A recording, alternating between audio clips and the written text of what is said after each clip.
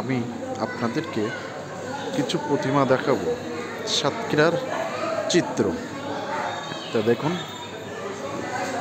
প্রতিমা কিন্তু রং করা হয়ে গেছে। এত সুন্দর সুন্দর ডিজাইন করছে সাতক্ষীরার প্রতিমা, সাতক্ষীরা জেলা শাখা, সাতক্ষীরা মায়ের বাড়ি।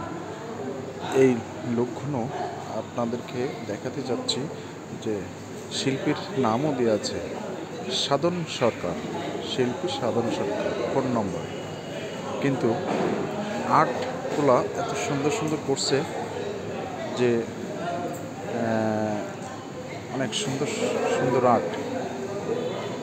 এখানে আপনারা দেখছেন প্রতিমার আর্টগুলা। এখানে দেখছেন শ্রীকৃষ্ণ সখী নিয়ে যে লীলাটা আর কি সেটা তুলে ধরেছে। তো দেখতে থাকুন। আরও অনেক প্রতিমা আছে, যে সব প্রতিমাগুলো আপনাদেরকে দেখাতে পারি। ইতিমধ্যে রঙের কাজ শেষ হয়ে গেছে, শেষ প্রান্তে এসে পৌঁছেছে। তো প্রতিমাগুলো আপনাদেরকে দেখাচ্ছি। এখনও কিন্তু এখানে অনেক লাইটিং হবে, তারপরে এখানে ডেকোরেটরের কাজ হবে। কিন্তু সাইডে যেসব প্রতিমাগুলো আছে, প্রতিমাগুলো অনেক সুন্দর সুন্দর দৃশ্য তারা করেছে। তো আমার কাছে তো খুব ভালোই লাগছে। তবে শুধু আমি একা দেখব সেটা কি হয়? তার জন্য আমি এই ভিডিওটা করে আপনাদেরকে দেখানোর চেষ্টা করছি। প্রতিমাগুলা অনেক সুন্দর সুন্দর প্রতিমা করছে, দেখতেও ভালো লাগছে।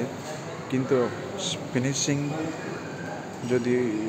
ফিনিশিংটা আর কি হয়ে গেলে, তো এখানে ডেকোরেটরের কাজ কিংবা লাইট সম্পূর্ণ হলে প্রতিমা দেখতে আরও সুন্দর লাগবে।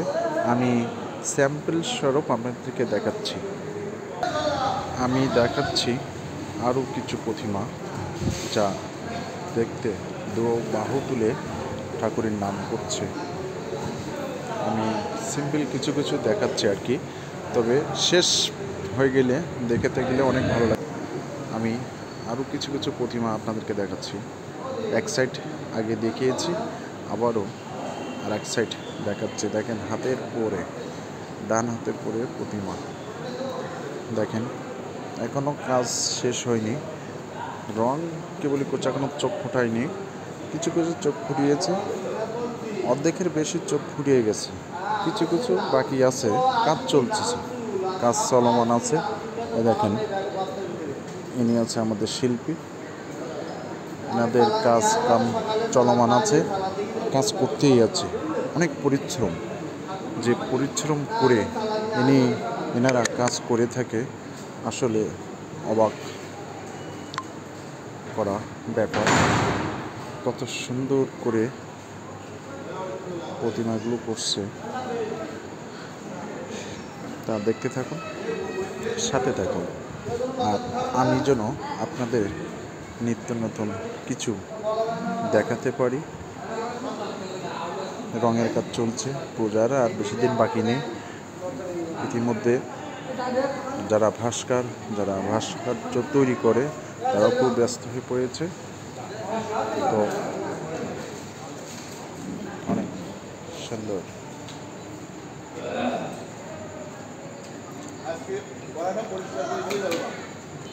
ধন্যবাদ সকল বন্ধুরা সাথে থাকার জন্য। খুব চমৎকার। আরও কাজ শেষ হলে অনেক ভালো লাগবে।